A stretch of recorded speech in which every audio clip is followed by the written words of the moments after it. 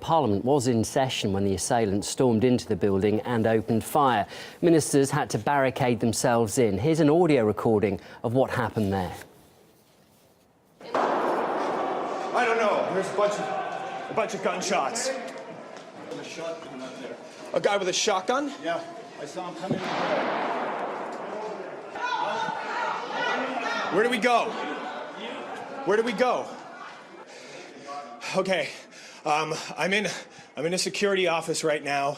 Apparently, somebody has walked up to the front steps of Parliament Hill with a single guy came in with a shotgun.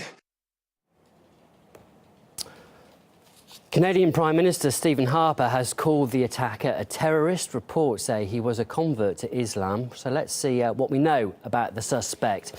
He was identified as Michael Zahaf Bibo, aged 32, a Canadian citizen of Algerian origin. Some media say he was recently designated as a high-risk traveller by the Canadian government. Police say at this stage, Zahaf Bibo is a suspect and haven't officially confirmed him as the gunman. Toronto-based war correspondent Eric Margolis believes the shooting will fuel anti-Muslim sentiment in the country, no matter who is behind it. There probably will be more support for Canadian military operations against ISIS because people will blame ISIS for this, whether they were behind it or not.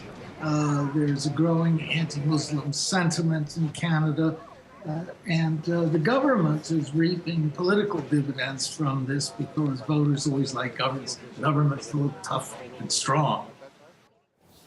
The shooting rampage in Ottawa comes on the heels of a deadly hit-and-run incident on Monday. Authorities say that attacker was a terrorist inspired by Islamic State. The 25-year-old convert to Islam ran over 2 Canadian soldiers, killing one of them before he was shot dead by police. Following the attack, Canada raised its domestic terror threat level from low to medium. Since Canada joined US-led efforts to crush jihadists in Syria and Iraq, Islamic State has been urging assaults on Canadians. Soldiers are frequently being targeted on home soil. Back in 2009, 13 servicemen were killed in the Fort Hood shooting in America. The gunman was a Muslim who says he now wants to join Islamic State. The same year, Private William Long was killed in a recruiting office in Little Rock. The assailant was a Muslim convert and a radical Islamist.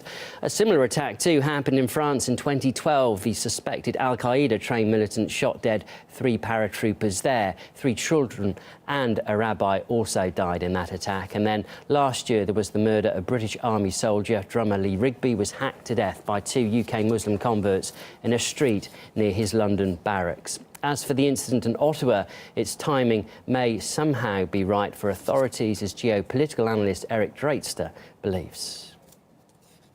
This sort of an incident, not only is it not the norm in Canada, but it is certainly well-timed, certainly convenient for the Canadian authorities who have had an internal political conflict emerging over their decision to join with the United States in the Middle East and the so-called war on the Islamic State. Remember that in order to justify any kind of a military operation, particularly for a country as demilitarized in many ways as Canada is, they're going to need to sell it to the public, and an event like this, a well-timed, as I said, event such as this, certainly has that function.